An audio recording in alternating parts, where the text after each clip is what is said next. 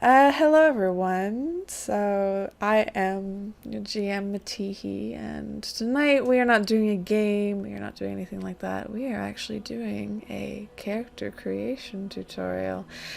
And for the game Kult, Divinity Lost. So this is the 4th edition of the Kult books. So what we're doing, like I said, we're doing character creation, and it's going to be me joined by Ghost, and he's building the character Steve Yolo McMichaels, whereas I'm building Amelia Nazari. So to start off, basically for character creation, you choose an archetype. So Ghost, what have you chosen for yours? So Steve Yolo McMichaels, true to his name, is an extreme sports enthusiast. So we'll probably never see the light of day in Kult, but just for funsies. I figure the archetype that works best for him would be the Descendant.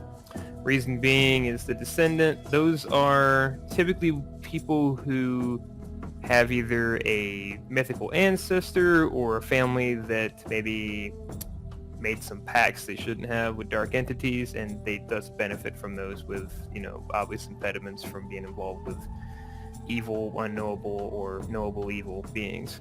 So that's what I'm going to start with for an archetype, is the Descendant. Cool. So for mine, and this is probably just going to be, again, for the character creation tutorial, but who knows, she might pop up later. But I'm going to, for Amelia, I'm going to go with the Ronin. So as you can see, I've got the book pulled up here just to give you all the visualization of kind of what you're looking at in the book itself.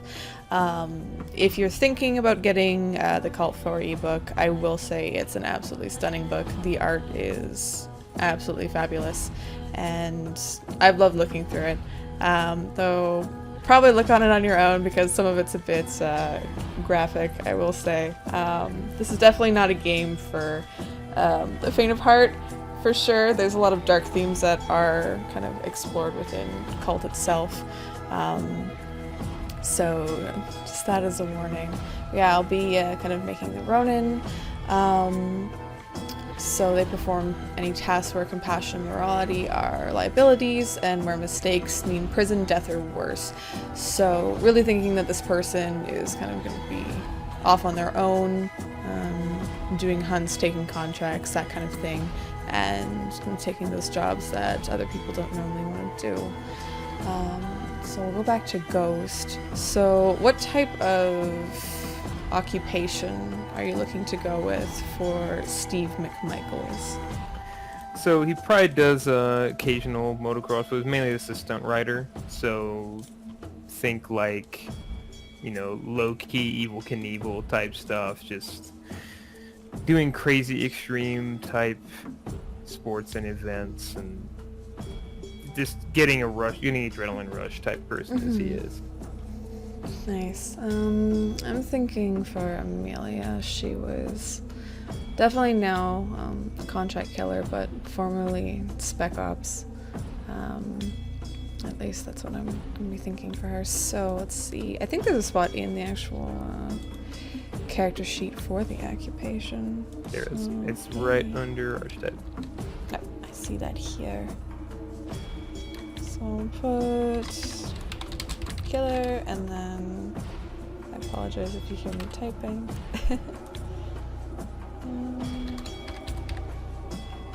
So each kind of the, if you're going down in order what's on the character sheet itself, the next is appearance. So that'd be in the kind of look section. So each and every one of these archetypes that you choose from gives you a looks to come from, or looks to come up with, like suggestions. If you can't really think of anything, of course this is going to be your own character. So kind of make them, of course, how you want. These are more just guidelines more than anything than hard set rules. So is there anything special about Steve Yolo McMichaels? So Steve, he's got a fair bit of scars on his body. It comes with the territory of doing the kind of stunts that he would do, jumping off of a 30 or 40-foot ramp and doing tricks in midair. You're not always going to land them. So he's probably had a fair bit of scrapes, bruises, cuts, maybe even bone breakages. Not that that would be necessarily apparent. He's still young and recovers pretty quickly. Fair bit of tattoos, again, comes with that fast living lifestyle and, wanting to stand out, just very forward, very live life in the moment type of person that he is. So other than that, he's just like any other fairly attractive 20-something-year-old who does a crazy-ass extreme sport as a hobby and also as a career. Mm-hmm. Probably wears a lot of leather jackets. So, probably in terms of Amelia, she's actually in her 50s.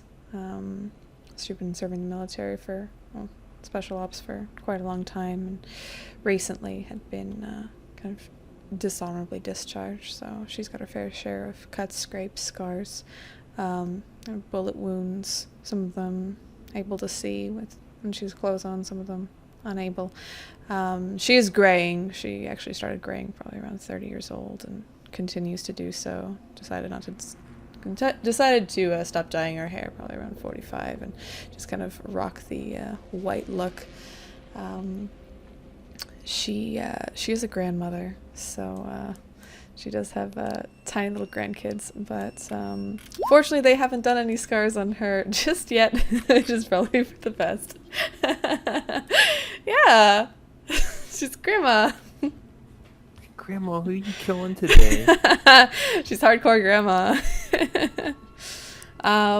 Take my kids shooting. Yeah, but if yes, we're gonna take them shooting. But yeah, so in terms of looks, if you do look that, you see like suits, like black suits concealing extravagant, basically descriptive.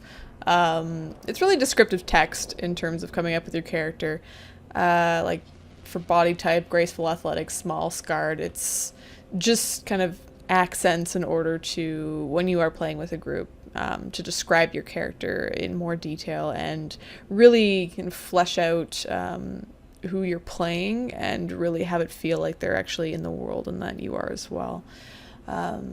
So kind of back up under occupation, we actually see Dark Secret. So let me go to the Dark Secret section because this is fun.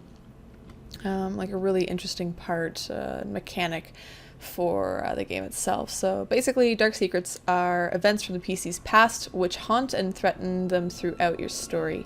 Each character must have one or more Dark Secrets. When the player chooses a Dark Secret, they should, in collaboration with the GM, decide to what degree she's aware of the Dark Secret, as well as choose a personal drive that emerges from it. So there's a number of them, and each of them give different descriptions on what they mean, what they are, and suggested personal drives. Of course, these are just suggestions. You can always work out with your GM maybe some other personal drives for you for that Dark Secret. So have you thought of anything for McMichaels? Absolutely.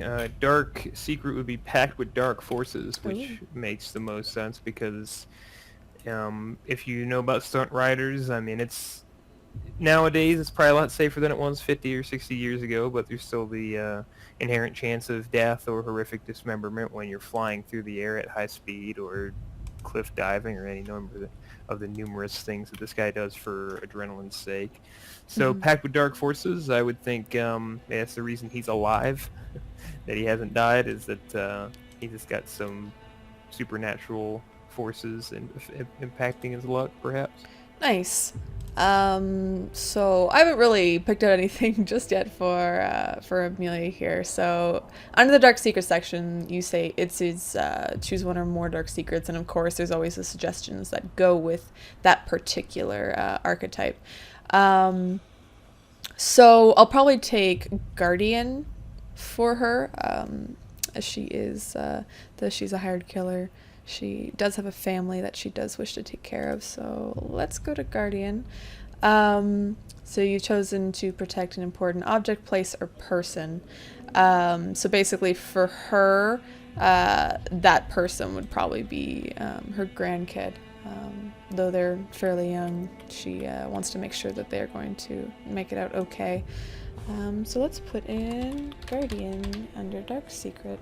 The nice thing I will say, if you are playing on Roll20, which we'll kind of go over a little bit later, is that you can fill out everything, and everything's very clean, and everything's very organized in terms of finding stuff on the sheet itself. So it's extremely well laid out. After that, let's go back up to this. So the next one would be disadvantages. So disadvantages are really fun things that the GM can play with, which is great. So they're kind of windows, mostly just reading this off, so they're kind of windows into traumatic, mystical, or guilt-laden episodes of the character's past. So a lot of these times, these disadvantages, they can come up during play. So certain ones you actually have to roll kind of before game or during the first game, and maybe when a certain event comes up in game. For example, if you're cursed, so you're cursed in the first session, and whenever you're confronted by the supernatural, roll with a +0 to see how strongly the curse influences you. So you're always, let's see, I'm trying to figure out. So do you know which one they're supposed to roll? For example, I'm not exactly sure which when one they trigger your disadvantages. Yeah, or at the very beginning. Is it a keep it together? Let's see. So acquiring disadvantages. Mm-hmm. Yeah, that's additional one. So rules are, it goes off the function of a move. So every disadvantage has a trigger condition, which explains when it activates. GM has the last wording condition is fulfilled. So let's see. I think you just roll 2d10. Doesn't actually say, there's nothing specific with it. You just roll 2d10. Yeah, I think that's the case. Yeah. So, yeah. So it's basically, like I said, with Cursed. So you roll just 2d10. That's what you're rolling always in Cult, is 2d10. And you see how strongly the Cursed influences you.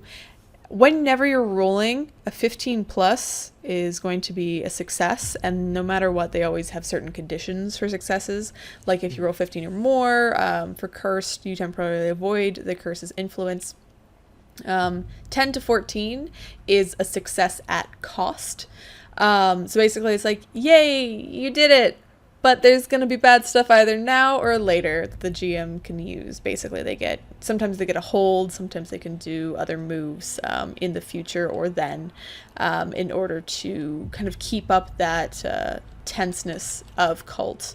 And that's the great thing about it, is a lot of the times it is a very tense game.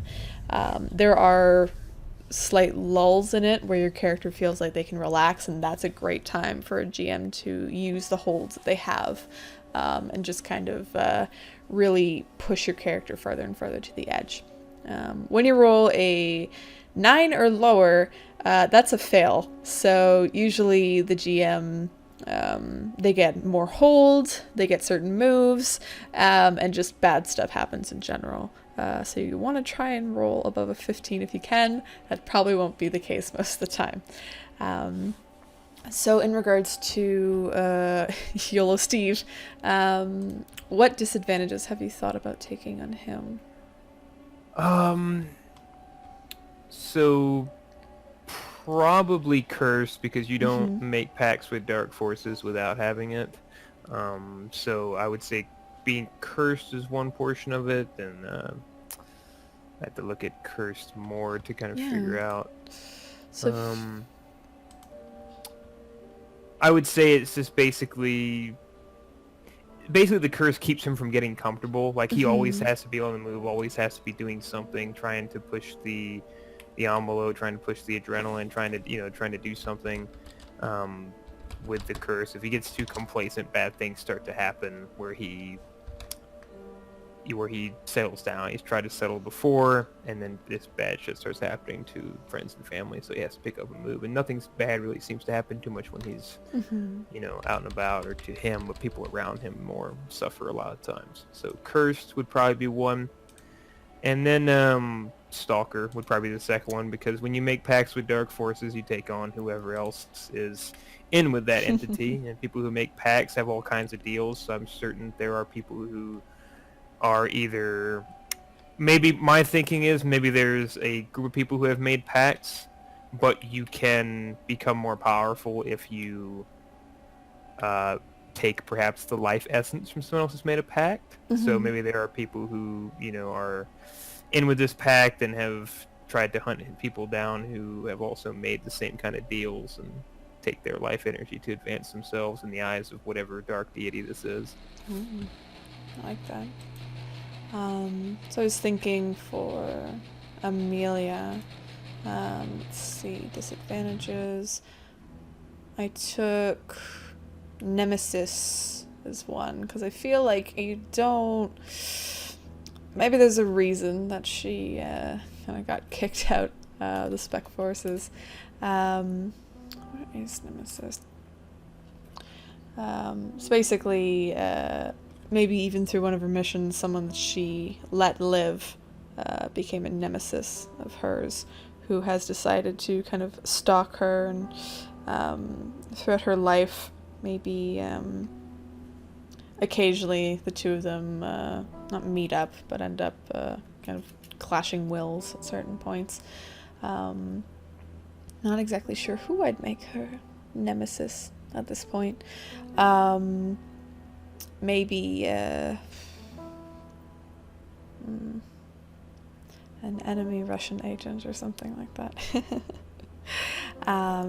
The other one that I was gonna go with is Nightmares, because I feel like you don't get away from seeing that much violence without experiencing some sort of flashbacks and nightmares about the things and the atrocities that you've committed. Maybe some of the missions that she had encountered and she'd done were less than savory, people that she had to kill, orders that she had to carry out, things that she'd seen, experienced. They kind of all come back to her occasionally.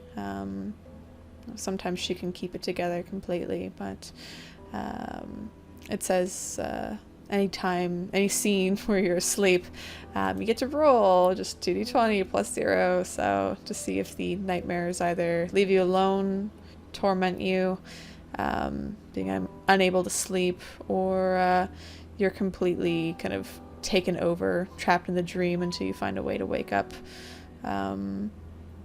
And everything that happens there also affects your sleeping body. So if you die in the dream, you die in real life, and Freddy Krueger is going to come and kill you. Yay. So that would be her disadvantages. So in regards to, I think next is advantages. So advantages are fun because they're the good things. They're the things that you can do really, really well, whether they're supernatural or kind of skills that your characters learned or things that are inborn. These are things that really help you succeed and get the edge on either supernaturals in the area or just other people. So have you thought about what advantages that you'll take on Stevie? Yes. So, what I was thinking for him is obviously there's a lot of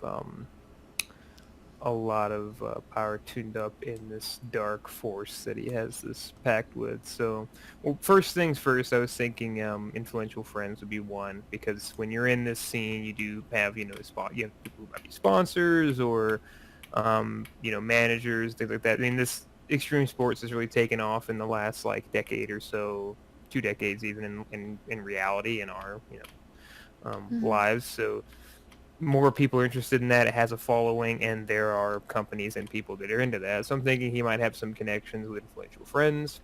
So probably take that. I would say enhanced awareness would be another one, because just one with his profession. You've got to be aware of your surroundings and understand, down to precise measurements of how to pull off a maneuver or trick, or how you can get out of a bind, things like that. So I'd say enhanced awareness is another advantage you would have. And then lastly, I was going to do artifact. There's something maybe that he has that kind of channels this this this pack that he has. Maybe just like something simple like a necklace that he always wears, or a ring. And this artifact also helps him protect himself when he's in difficult situations. So that's what I was thinking for his advantages.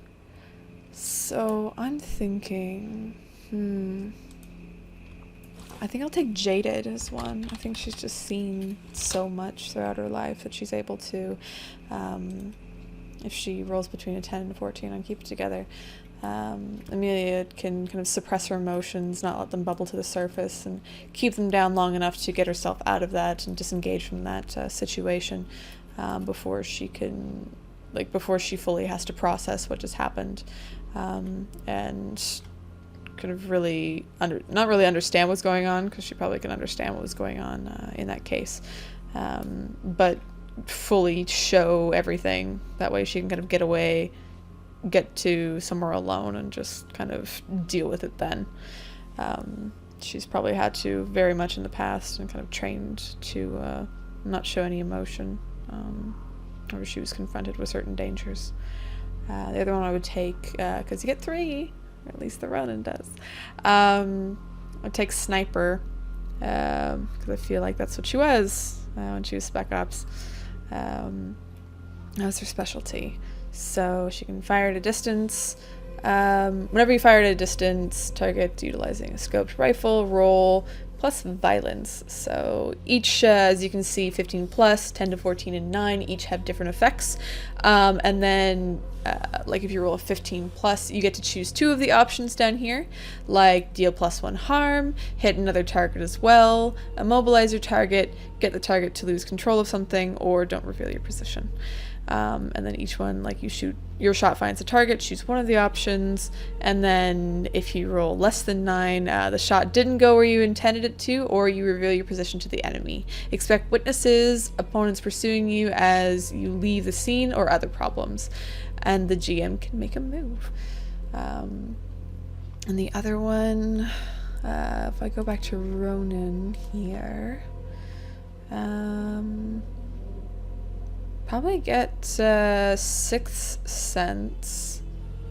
So that's under Soul. So each, to kind of demonstrate what that is, each each advantage falls under the category of an attribute that's based off of. There are some that's not linked to an attribute, but each advantage boosts, in certain situations, one attribute and gives you an advantage in that case. Like for Sniper, it's violence, but only using snipers. And then I said I was taking Sixth Sense. So we're in Intuition. There's Soul. It's just finding the page that it's on.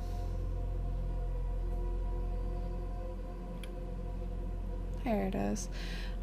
So if you have an intuition for things, both good and bad, at the start of each game session, you roll plus whatever your soul bonus is, if you have a bonus. You can choose up to 3 options below if you roll above 15, yada, yada, yada.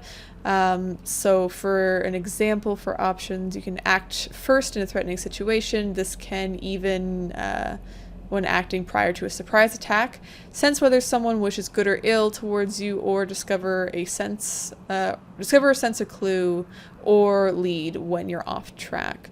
So it's good and really kind of keeping you grounded in that case. And I think that she kind of has a sixth sense for things, and she's developed that over the years. So yeah, that would be all of Amelia's. So the next thing I will say character creation is very easy. It's definitely a lot faster than this. As long as you have things in mind. This is mostly just me going back and forth through the book. I was kind of commenting on what our characters do. The nice thing, or the good thing to do when you are making characters, especially similar to what Ghost is doing, is really think about kind of how, whether it's a disadvantage, a dark secret, an advantage, really plays into your character. And not just think about it as, it's like, oh, this is what I have. Really incorporate it into your character's story. Because a lot of thing about Kult is you know, and a lot of role-playing games is you should really speak as your character and how you're interacting. And instead of just thinking about it as stats, really reintegrate what you've chosen for your character in order to kind of explain and flesh out who they are. It'll make playing them a lot more fun. And it'll make the ability to kind of connect with your character and connect with the story that much easier. But after advantages is attributes, which we talked about a little bit earlier. So with the Descendant, you get to choose assign modifiers +2, +1, and +0 to 3 of your passive attributes, which are Fortitude, Reflexes, and Willpower. And then you get to assign the modifiers +3, +2, +1, +1, +0, -1, and -2 to the other 7 attributes. Charisma, Coolness, Intuition, Perception, Reason, Soul, and Violence. So, I don't know if you've assigned your points yet, but... I will now. Yeah. For Steve, it's looking at the passives first. Willpower would be the biggest one because you have to have. It's not so much the physical portion of getting on a motorbike or jumping off of a bridge with a with a bungee cord. It's more having the guts to actually do it. So I'd say willpower is probably the strongest passive attribute he has. I would say reflexes would be the +1 because, again, when it comes down to that, there are going to be some mistakes or issues that happen even with your dark force protecting you in Steve's case, and you got to be able to be quick enough to adjust. Enduring injury, he's a human being. I would say he's no more, capable of dealing with being hurt or overcoming a physical issue than any other person. I think he just has greater willpower to push through it more than a physical constitution to ignore it. And then for the other attributes, for the charisma, coolness, etc., I would put his highest as coolness. Again, that goes back to acting under pressure. If you are constantly doing these crazy-ass stunts and cascading through the air, what have you, anything that Steve does, you are not phased in the slightest by day-to-day life or even the supernatural, since he's been through it enough to know. I would say he's fairly aware of his secret. I would put soul as a second on that basis, so that'd be the +2. For the +1s, I would go +1 into perception and charisma. I'd say he's a fairly likable guy. He has a pretty nice circle of friends that he has, and obviously people want to see him succeed. He has some fans, things like that. I'd put violence at 0. He's been in his fair share of scraps, but he's not like a boxer or anything. I would say he's not very good at reading people, so that'd be his -1. And his -2 would be reason, because he is knowledgeable in the fields that he understands in the extreme sports sphere, but he has not paid much attention to much else in his life. He's very enamored with that. He's not lettered. He's not a scholar or anything like that. He doesn't he's not book smart, I should say. And he's not very great at reading people either, because he's gotten in with some bad people as well as some good ones with his nature. So that's how I would assign the attributes for Steve in this case. So in terms of Amelia, I think even though she's older, she still kind of maintains the reflexes that she once had. So I have that at a +2. She does have a tenacity about her, kind of a drive. That's why I'm putting her kind of willpower at 1. Kind of making sure keep it together is alright, because she doesn't want to show any signs of weakness if she can. But she is kind of getting on up there in age and everything, which is why I have fortitude at 0. She's kind of average, I guess, at really enduring any wounds now. Her bones are getting a little bit creaky at this point. Maybe she needs to get a knee replacement probably in a few years after doing a lot of crouching over the years. In regards to the other attributes, what did I have? It's 3. Oh. I have no idea where it went. Unless I have 3 at 1. No. I don't know where it went. What's this? Oh, that's why. So, I would think her reasons... Actually... I would say her violence is probably her highest. She trained for many years to be Spec Ops, and she still kind of maintains that knowledge in terms of combat. So, I'd probably leave her violence at a +3. In regards to her investigation skills and her reasoning, she's pretty good at deducing things, of exploring, kind of, not really crime scenes or anything, but maybe really figuring out anything that's off in kind of that area or anything like that. For her +1s, I'd say to see through the illusion. She's seen a lot of shit overseas, but in regards to fully seeing through the illusion, she is aware that things are off in the world, as with the world of cults. Basically, at this point, God is kind of gone, either dead or has just left. And the archons, the angels, the demons are kind of left out to either try and get followers, reconstruct things to how they were before, keep humanity down like they were before, and keep them blind to everything that's going on, or just control as much as they can.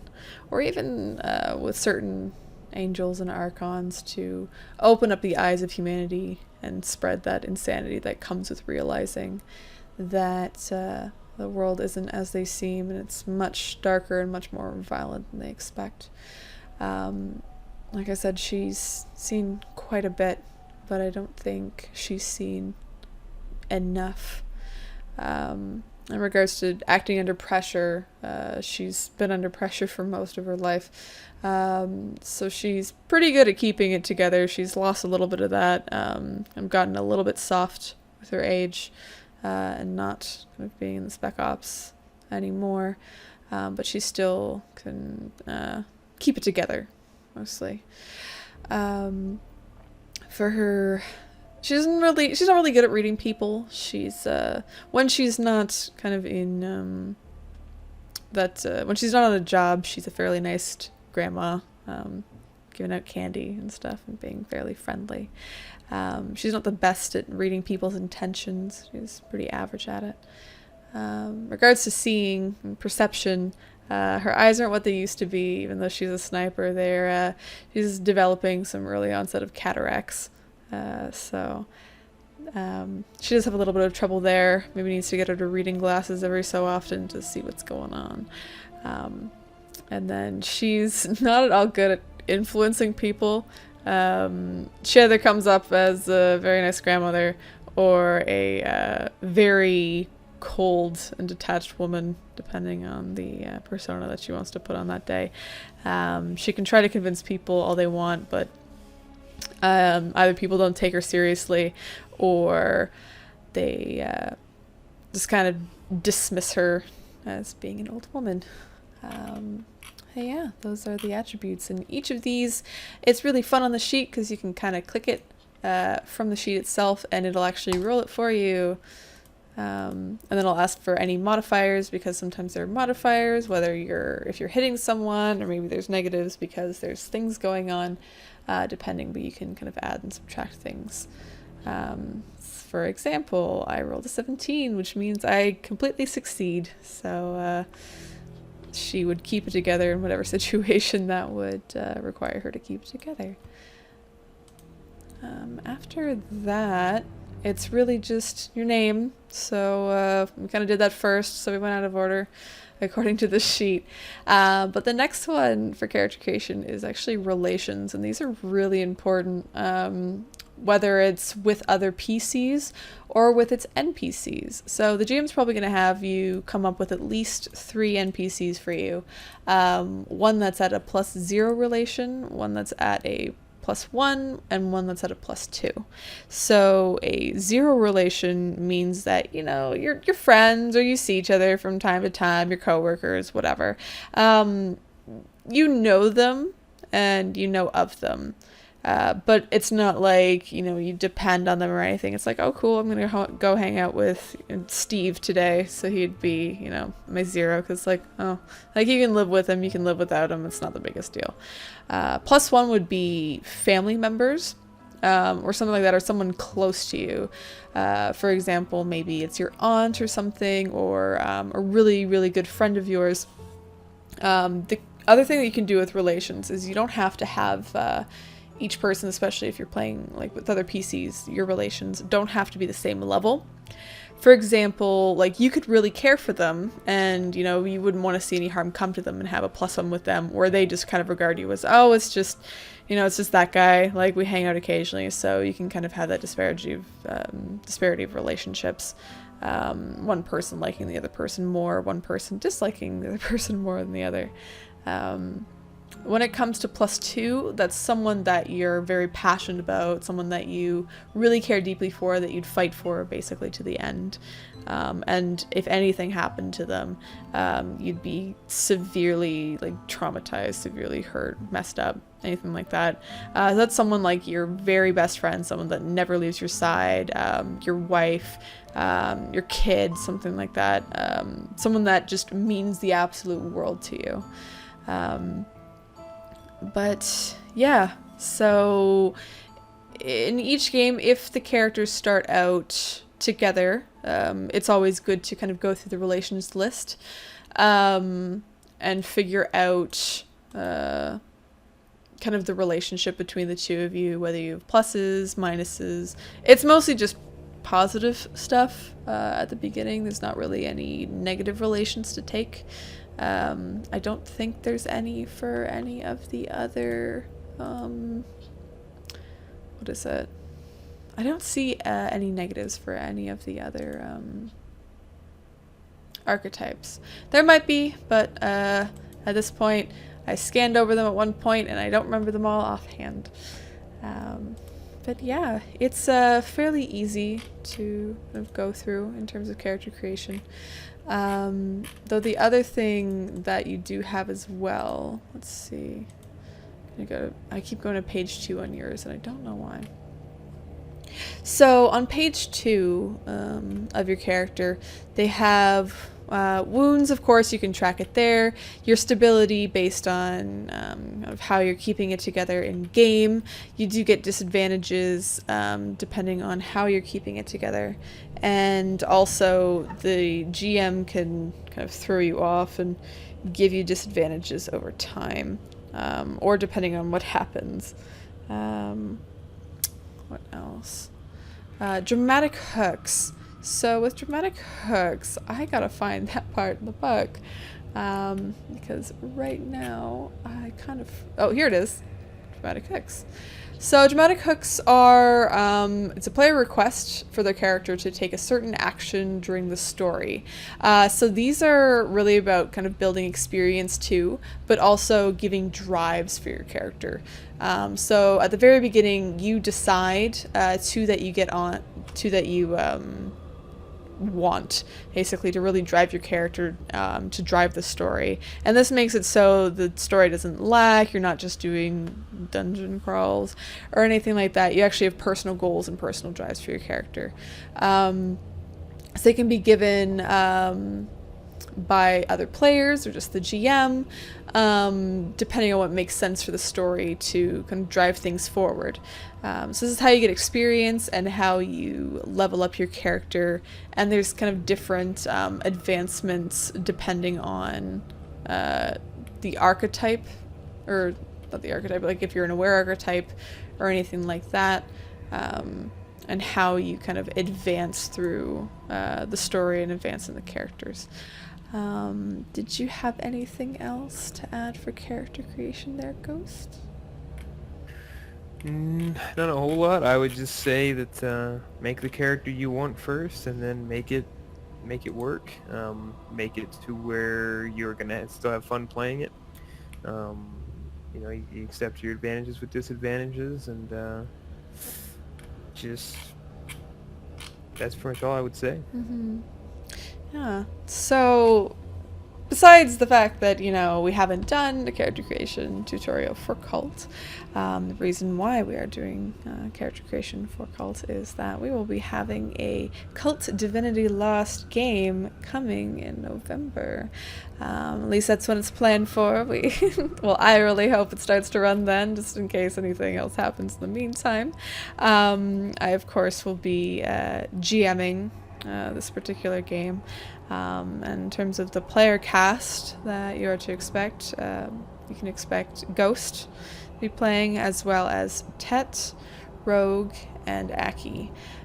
So I personally am very excited to go through this and kind of play through Kult. It's something that I've recently got into, but it should be good, so keep an eye out for our Kult Let's Play coming in November. And if you want to see more character creation tutorials or anything like that, make sure to subscribe, hit the bell, and also in the comments, make sure to note maybe any particular systems that we haven't done before, anything that you want to see, or any questions that you might have. If you want to ask us directly, you can always join the fan page. We are always on there pretty much because some of us have no lives and we like to play on our phones all the time. So feel free to join in, ask any questions that you have, and we'll see you next time. Thanks for tuning in, everyone, and have a great night.